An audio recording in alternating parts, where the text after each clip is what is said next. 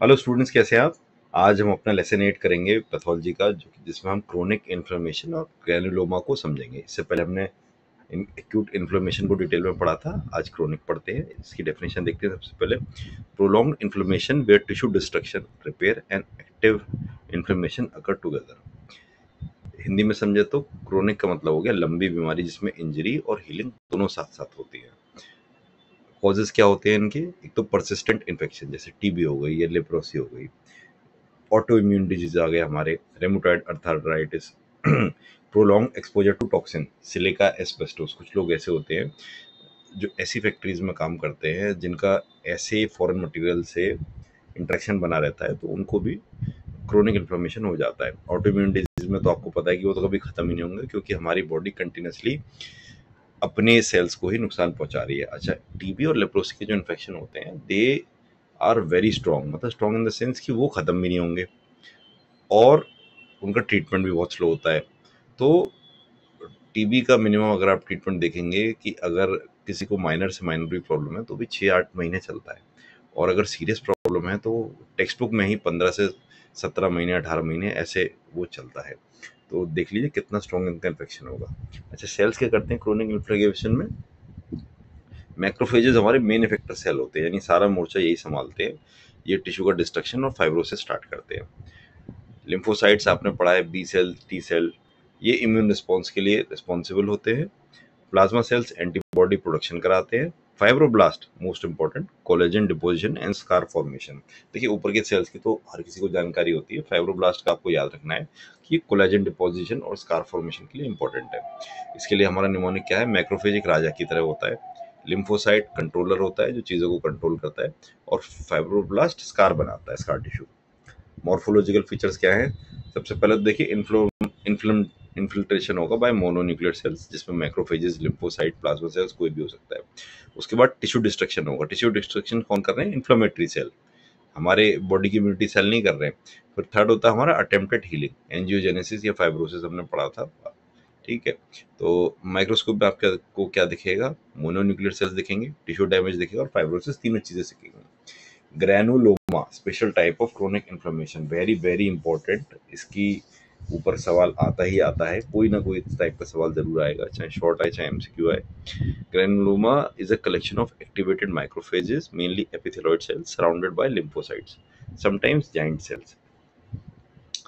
पहले आपको समझा देते हैं। ग्रैनुलोमा एक छोटी प्रोडक्टिव वॉल है जिसको बॉडी द्वारा बनाया जाता है कि इरिटेंट को घेर ले। यानी मान लीजिए हमको दिख रहा है कि भाई ये बॉडी को नुकसान करेगा, तो बॉडी एक दीवार बना देगी उसके अगेंस्ट कि चलो ये यहाँ पे कंटेन तो होगा और यहीं पे इसको अंदर ट्रीट कर देंगे।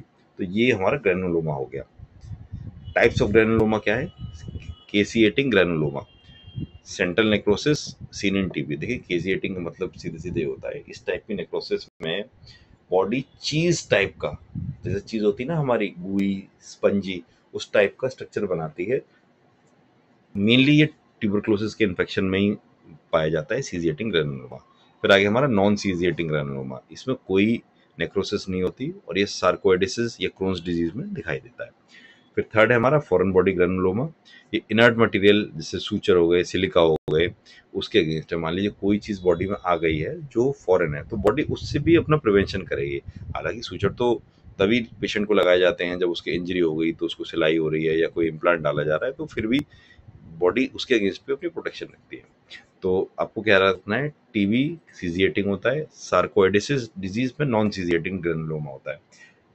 फॉरेन मटेरियल अगर आएगा तो फॉरेन बॉडी ग्रैनुलोमा होगा। क्लिनिकल एग्जांपल से इसको और समझते हैं। ट्यूबरक्लोसिस में हमें सीजिएटिंग ग्रैनुलोमा मिल गए। लेप्रोसी में ग्रैनुलोमेटोस इन्फ्लेशन हो गया, यानी ग्रैनुलोमास बहुत सारे बनेंगे लेप्रोसी में।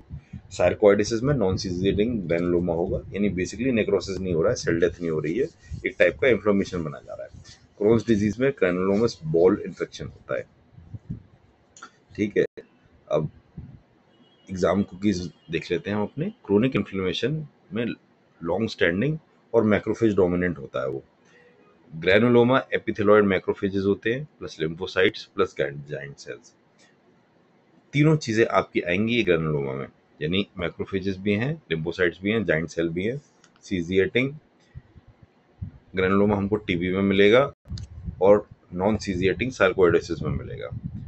आउटकम क्या होता है? फाइब्रोसिस प्लस ऑर्गन डिस्फंक्शन, यानी स्कार बन जाएगा और उस ऑर्गन पे ऐसा इफेक्ट आएगा कि वो काम करना बंद कर देगा। मैक्रोफेज वॉल टीबी में नेक्रोसिस, सार्कोइडोसिस में क्लीन। डेफिनेशन तो हमने देखी रही थी, prolong inflammation with tissue damage plus repair, यानी डैमेज भी हो रहा है और रिपेयर भी हो रहा है। कई लोगों को ये कन्फ्लिक्टिंग लगेगा, लेकिन देखिए अगर रिपेयर बिल्कुल भी नहीं होगा तो बॉडी की कंडीशन धीरे धीरे फेटल हो जाएगी, लेकिन ऐसा नहीं होता। बॉडी रिपेयर भी कर रही है, लेकिन इतना जो प्रोसेस ऑफ रिकवरी है that is not fast to compensate for damage. ठीक है। कॉजेज क्या होते हैं इसके? परसिस्टेंट इन्फेक्शन, ऑटोइम्यूनिटी, टॉक्सिन, तीनों आपको आने चाहिए। और सीधे सीधे हम कैसे याद करेंगे? कोई चीज बार बार हो रही है तो वो क्रोनिक है। सेल्स हमारे मैक्रोफेजेस होते हैं, lymphoblast, plasma cells, fibroblast. Macrophage एक तरह का किंग होता है। Mononuclear cells, tissue destruction, fibrosis. जब भी आप माइक्रोस्कोप में देखेंगे तो आपको डैमेज प्लस फाइब्रोसिस एक साथ दिखेगा, यानी एक तरफ तो डैमेज हो रहा है, दूसरी तरफ स्कार टिश्यू बनना स्टार्ट हो गया। ग्रेनुलोमा में आपको पता ही है 3 चीजें आती हैं, एपिथेलॉइड सेल, लिम्फोसाइट्स और जाइंट सेल्स। ये एक प्रोटेक्टिव वॉल बनाते हैं, यानी आप इसे याद कर लो, एपिथेलॉइड सेल्स ईंटें हो गई, लिम्फोसाइट सीमेंट हो गए और जाइंट सेल्स आपकी बदरपुर हो गई। तो ऐसे आपको मजाक में चीजें ज्यादा बेटर रिमेन होंगी। इससे एक आपने वॉल बना दी।